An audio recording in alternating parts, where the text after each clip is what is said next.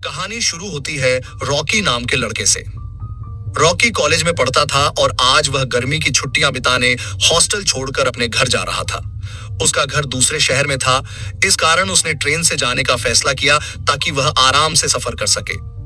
वो अपने लिए एक खाली केबिन ढूंढता है और तभी उसकी नजर एक खूबसूरत लड़की पर पड़ती है जो केबिन में अकेली ही सो रही थी।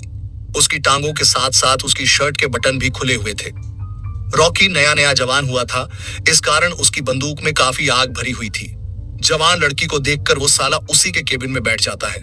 इतनी खूबसूरत लड़की देखकर रॉकी की बंदूक सलामी देने लगी और वो मौका देखकर उसे छेड़ने लगा। उसकी हरकत से लड़की जाग गई, जिसे देखकर रॉकी घबरा गया। लड़की समझ गई थी कि रॉकी की नजर उसके बदन पर है, इसलिए वो भी उसे रिझाने लगी। मगर इससे पहले कि रॉकी कुछ कर पाता, उसी समय उनके केबिन में एक आदमी आकर बैठ गया। इस आदमी के आने से लड़की ठीक होकर बैठ गई। लड़की भी काफी प्यासी लग रही थी और आदमी भी।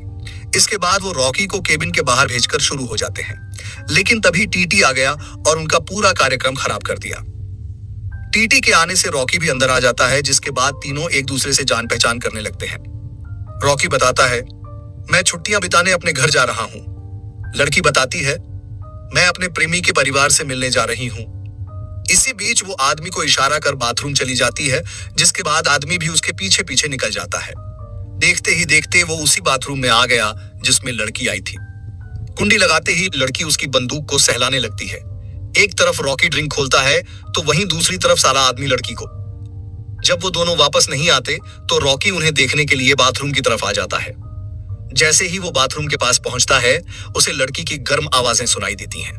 ध्यान से सुनने पर वह समझ गया कि अंदर कौन है और क्या कर रहे हैं। वो दोनों पूरा सफर लगे रहे और रॉकी उनकी आवाजें सुनकर बेचैन होता रहा। जिस गुलाबी में वो अपनी बंदूक चलाने की सोच रहा था, उसमें तो किसी और ने अपनी मशीन डाल रखी थी। जल्दी ही स्टेशन आ गया और रॉकी भागकर अपने पिता पॉल से मिलता है। पॉल उसे बताता है, तुम्हारी नई माँ यानी मेरी लवर सोनिया भी इसी गाड़ी से आने वाली है। दोनों अभी बातें कर ही रहे थे कि पॉल की नजर सोनिया पर पड़ती है। सोनिया को देखकर रॉकी हैरान रह गया, क्योंकि थोड़ी देर पहले जिस लड़की की गुफा में वो अपना खाता खोलना चाहता था, वो तो उसके बाप की आइटम निकली। सोनिया को देखकर रॉकी कुछ नहीं बोलता और चुपचाप गाड़ी में बैठ जाता है। रास्ते में पॉल उसे बताता है कि तुम्हारे बचपन के दोस्त नेथन और मैरी भी छुट्टियां बिताने घर आए हुए हैं। जल्दी ही ये लोग अपने घर पहुंच गए। यहाँ रॉकी की दादी उसे देखकर बेहद खुश होती है। इसके बाद वो अपने चाचा जॉन और चाची मोना से भी मिलता है। आज काफी समय बाद पूरा परिवार साथ में खाना खा रहा था, इसलिए सभी बहुत खुश थे। इसी दौरान सोनिया कहती है, आज ट्रेन में एक आदमी ने जबरदस्ती मेरी गुफा में अपना डंडा खाली कर दिया। सोनिया बड़े मजे से यह बात सबको बता रही थी, जिसे सुनकर रॉकी तो बेहद हैरान था, लेकिन बाकी लोगों को कोई फर्क नहीं पड़ता। उसका चाचा अंगूर चूसने में बिजी था और चाची क्रीम खाने में। रॉकी के माता पिता का तलाक हो चुका था। वो ज्यादातर अपनी माँ के साथ ही रहता था और कभी कभार ही यहाँ आता था।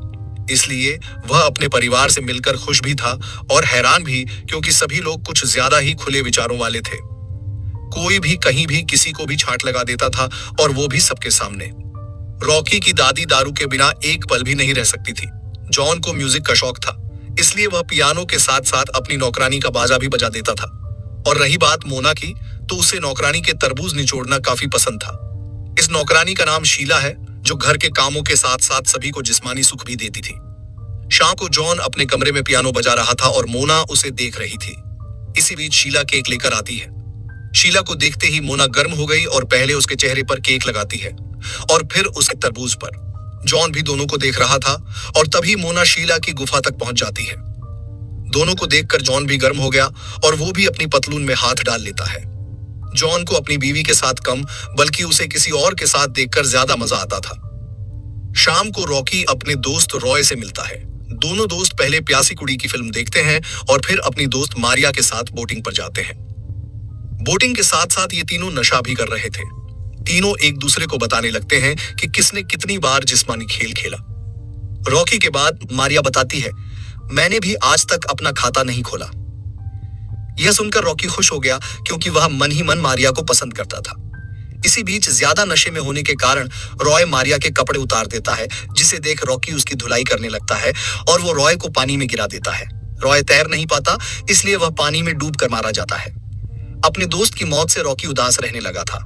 ऐसे ही एक दिन मारिया पॉल के साथ खेल रही थी और सोनिया वहीं बैठी उन्हें देख रही थी। दोनों को साथ में देखकर ना तो सोनिया को अच्छा लगता और ना ही रॉकी को। रॉकी अपने कमरे में खड़ा सबको देख रहा था। एक तरफ पॉल और मारिया खेल रहे थे और दूसरी तरफ जॉन और मोना शीला के साथ लगे हुए थे। उन सबको देखकर रॉकी की बंदूक में भी हलचल होने लगी थी। रात को शीला रॉकी के लिए खाना लेकर आती है, लेकिन जिस तरह हवस भरी नजरों से रॉकी उसे देख रहा था, उसे देखकर शीला घबरा गई। घर का गर्म माहौल देखकर वो पागल हो चुका था, इसलिए वो शीला को दबोच लेता है। शीला उसे रोकने की कोशिश करती है, लेकिन रॉकी यह मौका छोड़ना नहीं चाहता था। तभी उनका शोर सुनकर पॉल वहां आ जाता है और रॉकी को थप्पड़ जड़ देता है। पॉल समझ गया था कि रॉकी ने ऐसा क्यों किया, इसलिए वह अगले ही दिन रॉकी, सोनिया और मारिया को लेकर रोमियो और जूलियट का शहर घूमने निकल पड़ा। कुछ ही देर बाद ये लोग एक होटल में पहुंच गए। सोनिया के कहने पर उसने रॉकी और मारिया के लिए एक ही कमरा बुक कर दिया ताकि वो दोनों एक दूसरे के साथ मजे कर सकें। अगले दिन सोनिया और मारिया बाजार घूमने लगी, जबकि पॉल और रॉकी एक जगह बैठकर उनका इंतजार करने लगे। पॉल उसे जिस्मानी खेल की कुछ टिप्स देता है ताकि वह मारिया के साथ अच्छे से मजे कर पाए। बेचारा रॉकी शर्मा रहा था, जबकि पॉल को अपने बेटे से बात कर अच्छा लग रहा था। वो दोनों बातें भी करते हैं और आती जाती लड़कियों के बदन की तारीफ भी करते हैं। जल्दी ही दोनों लड़कियां वापस आ जाती हैं, जिसके बाद ये चारों उसी किले में पहुंच जाते हैं जहां रोमियो और जूलियट मिला करते थे। मारिया जूलियट की एक्टिंग करने लगी। वो चाहती थी कि रॉकी उसका रोमियो बने, लेकिन रॉकी को यह सब पसंद नहीं था, इसलिए मारिया का दिल रखने के लिए पॉल रोमियो बन गया। सोनिया काफी थक गई थी, इसलिए वह पॉल को बताकर होटल वापस चली गई, जबकि एक्टिंग करते करते मारिया और पॉल किले के अंदर चले गए थे। जब वो दोनों वापस नहीं आते तो रॉकी उन्हें देखने अंदर चला गया। किले के अंदर वो दोनों मस्ती कर रहे थे। रॉकी को कुछ ठीक नहीं लगता और वह उनका पीछा करने लगा। देखते ही देखते वो दोनों गायब हो जाते हैं। रॉकी उन्हें ढूंढने की काफी कोशिश करता है, लेकिन उसे वो दोनों कहीं नहीं दिखते। इसी बीच उसे किसी की गर्म आवाजें सुनाई देती हैं। जल्दी ही उसे पता चल जाता है कि गर्म आवाजें मारिया की हैं, क्योंकि पॉल ने अपनी बंदूक उसकी गुफा में डाल रखी थी। पहले तो उसे लगा कि पॉल मारिया के साथ जबरदस्ती कर रहा है, लेकिन मारिया को मजे लेते देख उसका वहम दूर हो जाता है। उसे इन दोनों से इसकी जरा भी उम्मीद नहीं थी और वो रोते रोते होटल वापस आ गया। सोनिया ने उसे आते हुए देख लिया था। वो समझ गई थी कि रॉकी ने मारिया को किसी और के साथ देख लिया होगा। वो अच्छे से तैयार होकर रॉकी के कमरे में आ जाती है। रॉकी रो रहा था, जिसके बाद सोनिया उससे रोने का कारण पूछती है। रॉकी उसे सब कुछ बता देता है, जिसे सुनकर सोनिया कहने लगी, अगर तुम चाहो तो मैं तुम्हारी आग शांत कर सकती हूँ। रॉकी उसे दूर रहने को कहता है, जबकि सोनिया अपने कपड़े उतारकर उसके बिस्तर में आ गई। उसका नमकीन बदन देखकर रॉकी भी गर्म हो जाता है और पूरी रात उसके साथ मजे करता है। अगले ही दिन ये चारों घर की तरफ जाने लगे। सोनिया और रॉकी बेहद खुश थे, जबकि मारिया और पॉल चुप थे। कुछ दिनों तक रॉकी मारिया से नाराज रहता है। मारिया उससे बात करने की कोशिश करती है, लेकिन रॉकी कुछ नहीं बोलता। कुछ दिनों बाद रॉकी की माँ उसे लेने आ जाती है, क्योंकि उसकी छुट्टियां खत्म होने वाली थी। वैसे उसे इस घर का खुला माहौल पसंद नहीं था। इसी खुले माहौल की वजह से ही उसने पॉल से तलाक लिया था और वो रॉकी को भी इस माहौल से दूर रखना चाहती थी। लेकिन पॉल रॉकी को अपने पास रखना चाहता था। एक तरफ ये लोग बातें कर रहे थे और दूसरी तरफ मारिया रॉकी को मनाने के लिए उसके साथ खेलने लगी थी। रॉकी अभी भी उससे नाराज था, इसलिए खेल के बहाने वो उसकी काफी पिटाई करता है। परेशान होकर मारिया ने उससे पूछ ही लिया, तुम मुझसे नाराज क्यों हो? लेकिन रॉकी उसे कुछ नहीं बताता, बस उसे पकड़कर उसके साथ जबरदस्ती करने लगता है। अपना गुस्सा शांत कर जब वो अपने घर में जाने लगे तो अंदर की आवाजें सुनकर रॉकी समझ गया कि उसकी माँ उसे लेने आ गई है। मारिया की छुट्टियां भी खत्म होने वाली थीं, इसलिए वह फिर मिलने का वादा कर वहां से चली जाती है। और इसी के साथ इस कहानी का भी यही समाप्त हो जाता है। दोस्तों, कहानी कैसी लगी कमेंट करके जरूर बताइए।